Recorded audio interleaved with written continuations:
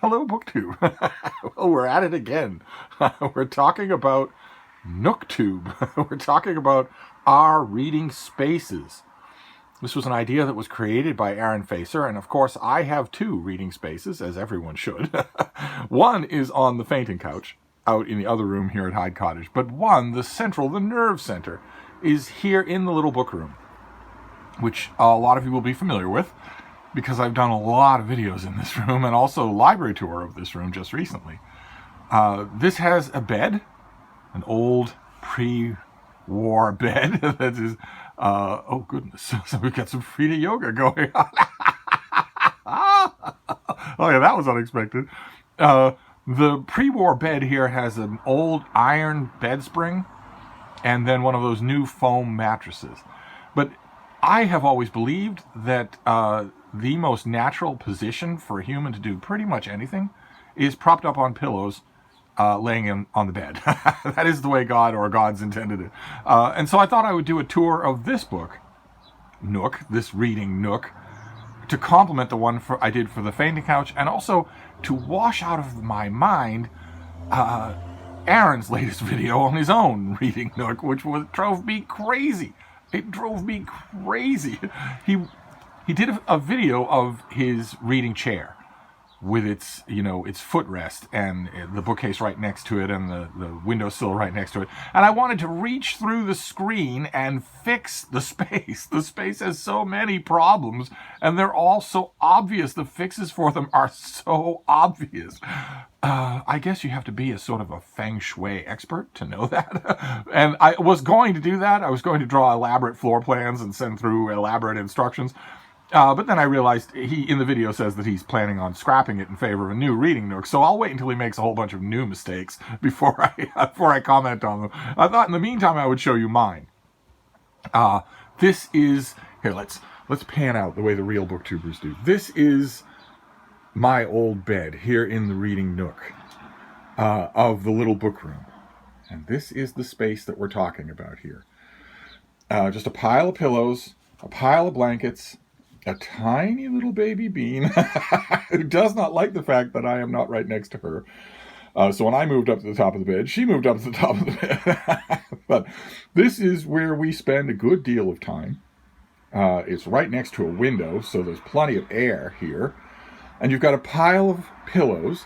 And then you've got scissors, of course, because you should always have scissors nearby. You never know when you're going to need them. And when you need them, they won't be there. But there's also, infamously, round things on the walls, which has led a number of you Whovians to suspect that I am, in fact, a Time Lord. When really, all they are is battery-powered lights. Here, let me show you, like a real booktuber. See? They're just battery-powered lights. And that's very helpful. It used to be, back in the olden days, that the option that I took here for that, for non-electric powered light, right where I need it, was candles. On the nightstand, I would have candles. But that always bothers me because candles set fire to things. And now I don't need it because I just got two of these things, which are fine for illuminating everything if the power goes out. They're just really handy to have. I have them in a few places scattered around Hyde Cottage just so that I don't have to worry about, where are the candles? Oh my God, where's the last time I saw them? That sort of thing. So this is where I sit back to do my reading. Right here with the baby bean. And then here is the nightstand. So you have, let's see here, the green shaded banker's lamp. You've got a little deodorant and also a gutting knife. This is curved and also serrated. So it's right there. It's perfect for opening packages. And a mechanical pencil, because I sketch every night. You've got a rubber eraser, because I sketch every night. You've got a cloth to clean the screen of technologies, and then the nightstand books. And there are a lot of nightstand books here. They're in a number of different places. Here we have 5,000 books, right here. And then books, actual paper books that are on the nightstand. Short stories of John McGarren, the particular edition of Shakespeare's sonnets, James Blish, Star Trek, Bring Up the Bodies by Hilary Mantel. Those are all on the front. And in the back, you have a book of traveler's tales and the Assassin's Cloak, a collection of private journals, of private diaries that is really, really, really good. It's really good. Well worth browsing. I've read it I don't know how many times. But that is the nightstand with just a little piece of paper here to shimmy up the lamp to keep it from leaning over. This is just a little bookcase that I found on the sidewalk. And this is the rest of the nightstand. Here, let's pan down. Oh, more Frieda yoga. Good Lord. We'll pan down here because you've got two more places for books to go. There's two box sets here. You can't really make it out, but these are two National Geographic box sets. When you put them together, they form a perfect shelf, and they also stop the socks on the bottom shelf there from spilling out onto the floor. That's where I keep socks, is down there, right where they're right and handy. But I realized that not only with these two National Geographic, see, there are two box sets together here.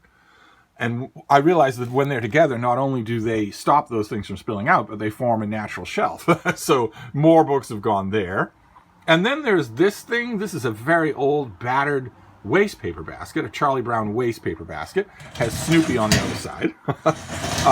And I had this in here for months originally because I put an electric space heater on top of it to warm up this room during the winter. And then I realized, there came that day where I realized, well, you're not going to need the electric space heater anymore, not for 5 or 6 months, maybe not ever.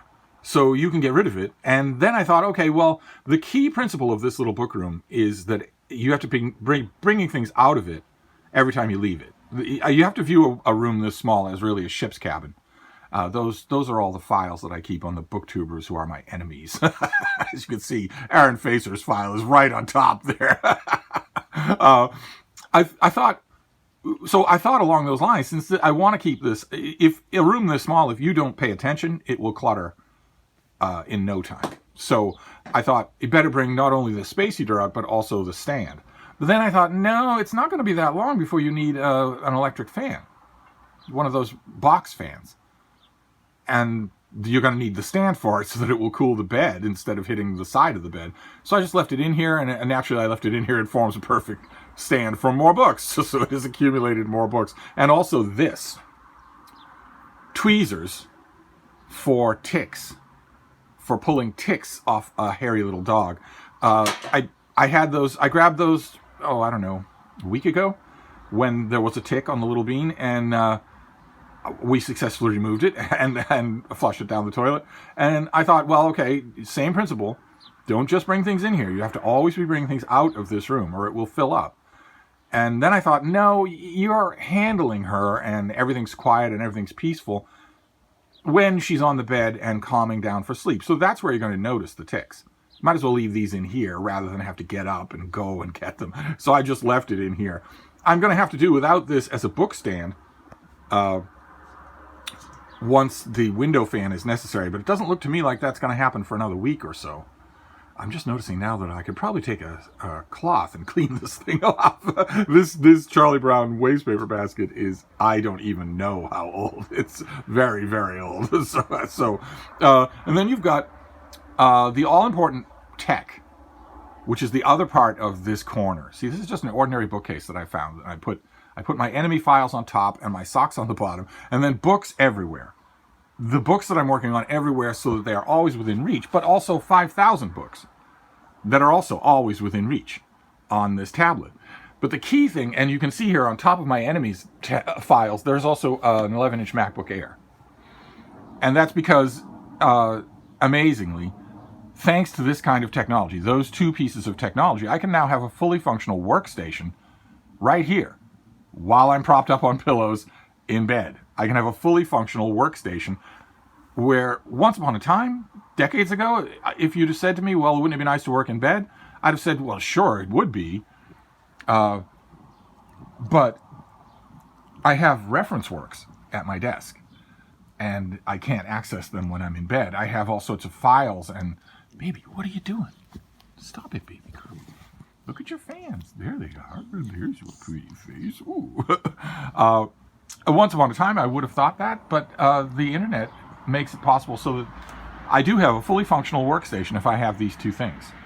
So I do. I have these two things here. And the key to having these two things here, to having a fully functional. This is my old desk loaded with reference works. That's what these two things represent, and they're tiny. When they're together, they are tiny. The key to having them in here and to having that all work is this right here.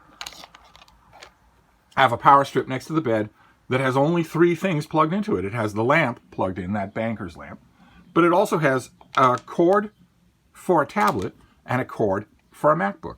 Now, I can just tuck these things in here so that they're out of the way, but they're always here. And most importantly, they're always within reach. Everything here has to be within reach. The books, the tweezers, the tech, the hate files, all of it, the pencil, all of it has to be within reach.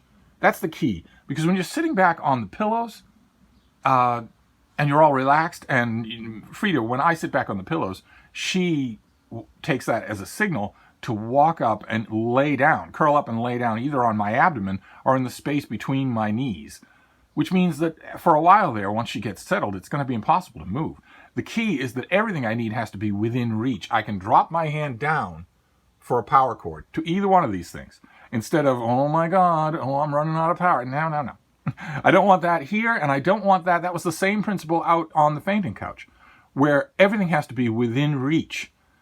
The space has to work for me at all times, which, if you watch, I'll leave a link to Aaron's Reading Nook video, because it certainly does not work for him. His space works against him at almost every turn. The chair is positioned wrong. The windowsill is improperly used. And needless to say, the nightstand on the right-hand side of the chair, oh my God. The bookcase isn't even visible. It's blocked by so many things. And the solution is right there. Anyway, this is... Oh, baby, your face. What's going on with your hair? Oh, there we go. This is my second reading nook. This is the little book room with a little dog and the piled pillows. It takes a lot, I admit, sometimes, to pry me out of this space. This little book room is designed for that reason. It's designed to be infinitely welcoming. It's designed so that I don't want to leave it. Everyone should have a sanctum like this, where they design it intentionally so that they don't want to leave it. I do still leave it, though. But anyway, that's part 2 of BookTube, NookTube. And here I want to second Aaron Facer's call to see more. I want to see your own reading nook. What's it look like? Where do you do your reading? This thing we talk about all the time. So anyway, that is my NookTube part 2. Here is the little book room. So I'll sign off for now, but I'll be back. Thank you, BookTube.